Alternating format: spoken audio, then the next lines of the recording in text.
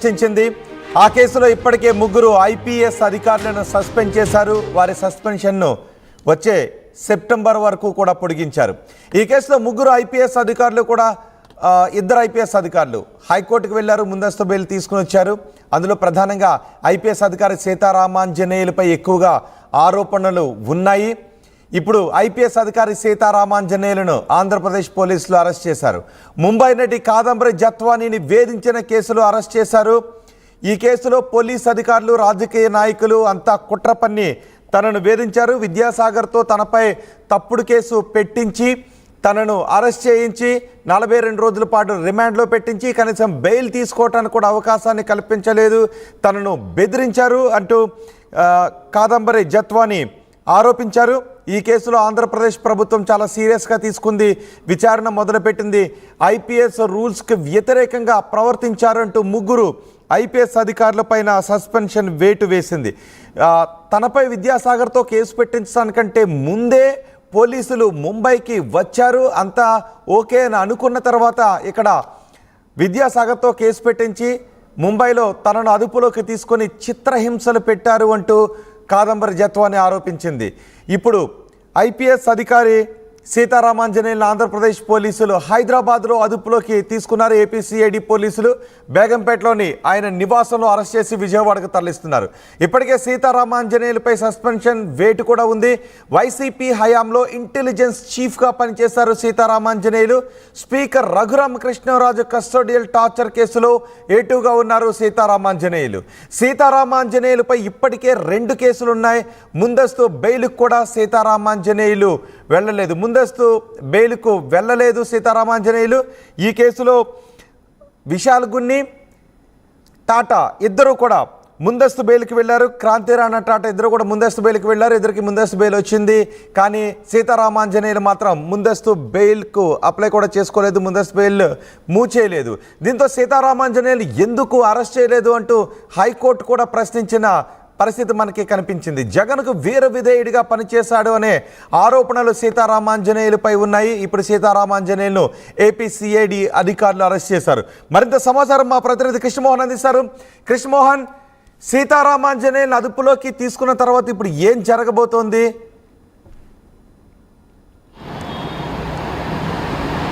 రోహిత్, మొత్తం మీద అయితే మాజీ ఇంటెలిజెన్స్ చీఫ్, గత ప్రభుత్వంలో ఇంటెలిజెన్స్ చీఫ్గా ఉన్న పిఎస్ఆర్ ఆంజనేయుల్ని ఈరోజు సిట్ అధికారులు హైదరాబాద్లోని బేగంపేటలో తన నివాసంలో అదుపులోకి తీసుకున్న పరిస్థితి. అయితే ఇటీవల కాలంలో సీతారామాంజనేయుల మీద 2 కేసులు నమోదైన పరిస్థితి. ఒకటి RRR సంబంధించిన కేసులో A2గా సీతారామాంజనేయులు ఉన్నారు. మరోవైపు నటి జత్వానికి సంబంధించిన కేసులో కూడా ఆయన మీద తీవ్ర ఆరోపణలు ఉన్న నేపథ్యం.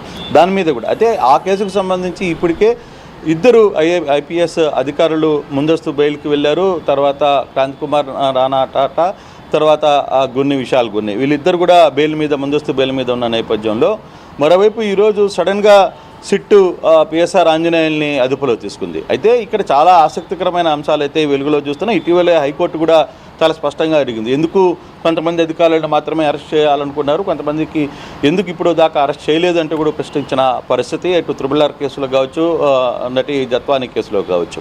అయితే ఇప్పటి వరకు సీతారామాంజనేయులు ఎందుకు ముందస్తు బెయిల్కు వెళ్ళలేదు అని ఒక ప్రశ్న అయితే, మరోవైపు నిన్న రాజకేశ్ రెడ్డిని సిట్ అధికారులు హైదరాబాద్లో అరెస్ట్ చేసి విజయవాడకి తీసుకొచ్చిన నేపథ్యంలో కూడా ఈ మద్యం కేసు సంబంధించిన వ్యవహారంలో పూర్తిగా కూడా ఈ మద్యం కేసు వ్యవహారంలో ఏపీ సిట్ అధికారులకి ముప్పు తిప్పులు పెట్టిన రాజకేశ్ రెడ్డి కంప్లీట్గా బిఎస్ఆర్ ఆంజనేయులకు సంబంధించిన వ్యవహారంలో ఆయన ఆదేశాలు, ఆయన సలహాల మేరకే ఆయన ఇన్ని రోజులు తప్పించుకోగలిగారు అనే ఒక కింద ఒక స్థాయి వరకు కూడా ఆ చర్చ అయితే పోలీసు వర్గాల్లో పెద్ద ఎత్తున జరుగుతుంది. దాన్ని కూడా పోలీసు వర్గాలు చాలా సీరియస్గా తీసుకున్నట్టు పరిస్థితి.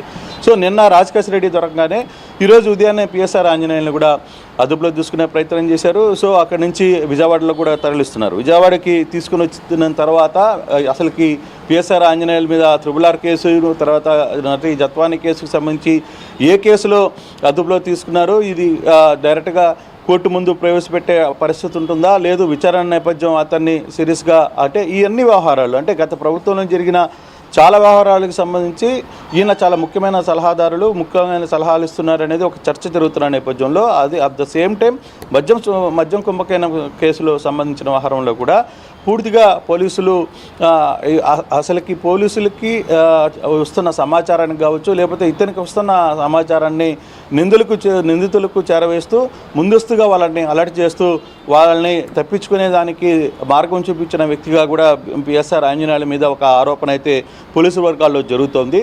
అయితే ఇప్పుడు ఈ అరెస్టులు అంటే వరుసగా 2 మేజర్ అరెస్టులు సిట్ అయితే చేసింది. చాలా తన స్పీడ్ని దూకుడుగా వ్యవహరిస్తోందని అని చెప్పాలి. నిన్న రాత్రి రాజకేశ్ రెడ్డిని అదుపులో చేసుకుని రాత్రి 11:30 1 గంట వరకు అంటే తెల్లవారుజామున 4 గంటల వరకు కూడా విజయవాడలో సిపి కార్యాలయంలోనే ఆయన విచారిస్తున్నారు. ఈరోజు కూడా ఆయన కొంత విచారణ 8 గంటలకే ప్రారంభమవుతుందని చెప్పారు. తర్వాత మధ్యాహ్నం నుంచి ఎవరైతే రాజకేశ్ రెడ్డి ఉన్నాడో రాజకేశ్ రెడ్డిని ఇక్కడి నుంచి కోర్టుకి ముందు ప్రవేశపెడతామనేది పోలీసులు వస్తున్న సమాచారం. అయితే ఇప్పుడు ఆంజనేయుల విషయంలో ఏ విధంగా ఉంటుంది?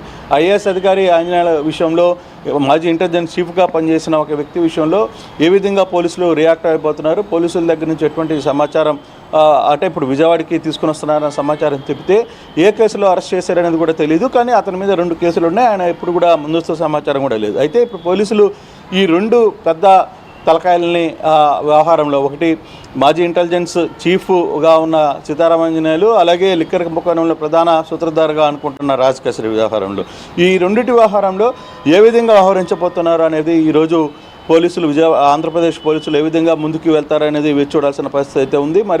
మరి కాసేపట్లో దాదాపుగా ఒక 2 గంటల్లో విజయవాడకి పిఎస్ఆర్ ఆంజనేయులుని తీసుకుని వస్తున్న పరిస్థితి ఉంది. ఎక్కడ విచారిస్తారు, లేదు నేరుగా కోర్టు ముందు హాజరు పెడతారా అనేది కూడా చూడాల్సిన పరిస్థితి అయితే కనబడుతుంది. ఏ కేసులో అరెస్ట్ చేశారు అనేది స్పష్టంగా ఉందా?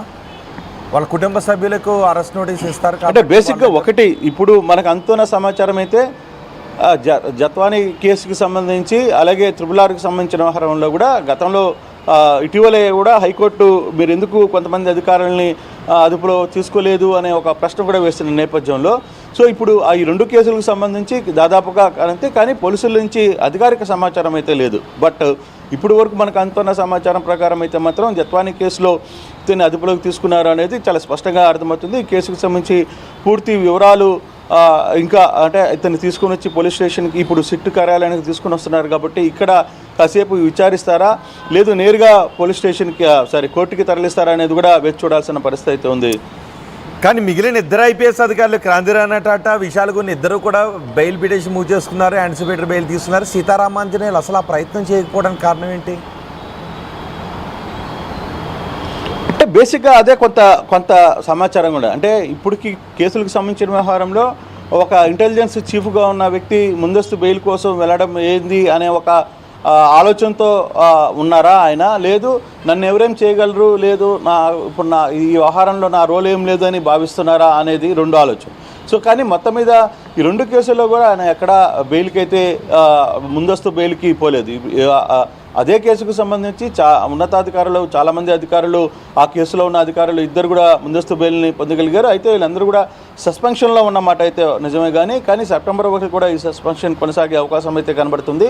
అయితే ఇప్పుడు ఈ కేసులో ఆంజనేయుల్ని అరెస్ట్ చేసి తీసుకురావడం వెనకాల అసలు కేవలం జత్వానీ కేసునా, లేదు అసలు లిక్కర్ దాంట్లో ఇతను కొంత సూత్రధారుగా ఏమైనా వ్యవహరించారా, ఈ లిక్కర్ కేసుకు సంబంధించిన దాంట్లో కూడా ఏమైనా కొంత లోతుగా అంటే ఇప్పటికి పోలీసుల అనుమానం ఏంటంటే కంప్లీట్గా ఇతను ముందస్తు సమాచారాన్ని పోలీస్ శాఖలో పనిచేశాడు కాబట్టి గతంలో సో ఆయనకున్న సమాచారాన్ని వెంటనే వీళ్ళకి చేరవేసి వీళ్ళని తప్పించే ప్రయత్నం చేశారనే ఒక ఆరోపణ కూడా ఉన్న నేపథ్యంలో సో ఆ కేసు సంబంధించి ఏదైనా విచారణ జరుగుతుందా అనేది కూడా చూడాలి. అయితే పోలీసులు ఇప్పటి వరకు అదుపులో తీసుకున్న దాని ప్రకారం జత్వానీ కేసుకు సంబంధించి అలాగే RRRకి సంబంధించిన దాంట్లో కూడా A2గా ఉన్నారు కాబట్టి ఈ కేసుకు సంబంధించిన దాంట్లో సో ఇప్పటికీ RRR కూడా గతంలో కూడా ఉన్నారు, ఎందుకు పెద్ద స్థాయి అధికారులని మీరు అదుపులో తీసుకోలేకపోతున్నారు కూడా ఆయన ఒకసారి వ్యాఖ్యానించిన పరిస్థితి మనం చూసాం. సో ఈ కేసుకు సంబంధించిన వ్యవహారంలో సో ముందు ఇప్పుడు పోలీసులు ఎటువంటి కోణాలను తీసుకొని వస్తున్నారు అంటే పోలీసులు ఈ 2 కేసులు పక్కన పెట్టినా అది ఒక డిఫరెంట్ కేసు, కానీ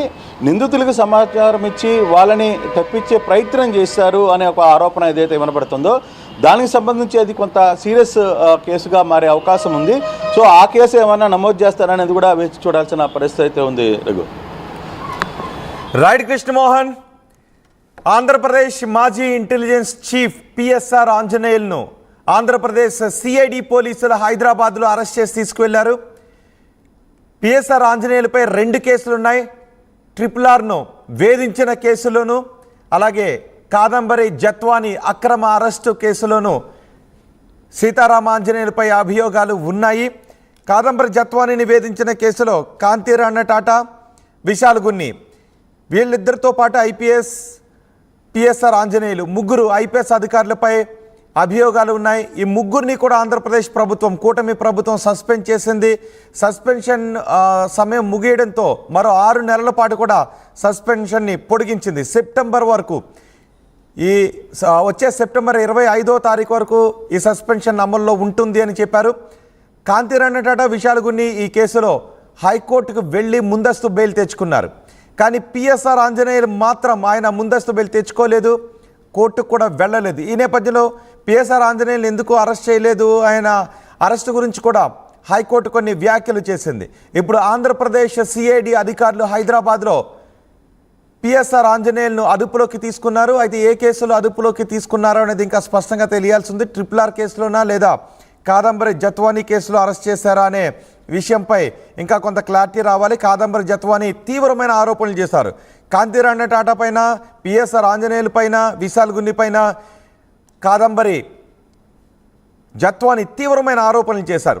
తనను కక్షపూరితంగా అరెస్ట్ చేశారు, మహిళలను కూడా చూడకుండా చిత్రహింసలు పెట్టారు, నన్ను చాలా ఇబ్బందులకు గురి చేశారు, తప్పుడు కేసు పెట్టారు అంటూ ఆమె తీవ్రమైన ఆరోపణలు చేశారు. విద్యాసాగర్, వైసీపీ నేత విద్యాసాగర్ ఇచ్చిన ఫిర్యాదు మేరకు అప్పట్లో జత్వానీని అరెస్ట్ చేశారు. అయితే ఎఫ్ఐఆర్ నమోదు కాకముందే, ఫిర్యాదు ఇవ్వకముందే కొంతమంది పోలీసులు ముంబైకి వెళ్ళి అక్కడ రెక్కీ నిర్వహించి ఆ తర్వాత విద్యాసాగర్తో ఆంధ్రప్రదేశ్లో ఫిర్యాదు చేయించి ఆ తర్వాత ఆమెను అదుపులోకి తీసుకున్నారు అనే ఆరోపణలు కూడా ఉన్నాయి. ఈ నేపథ్యంలో ఆంధ్రప్రదేశ్ ప్రభుత్వం, అక్కడ ప్రభుత్వం మారిన తర్వాత, కూటమి ప్రభుత్వం అధికారంలోకి వచ్చిన తర్వాత కాదంబరి జత్వాని ఫిర్యాదులపై విచారణను మొదలుపెట్టింది.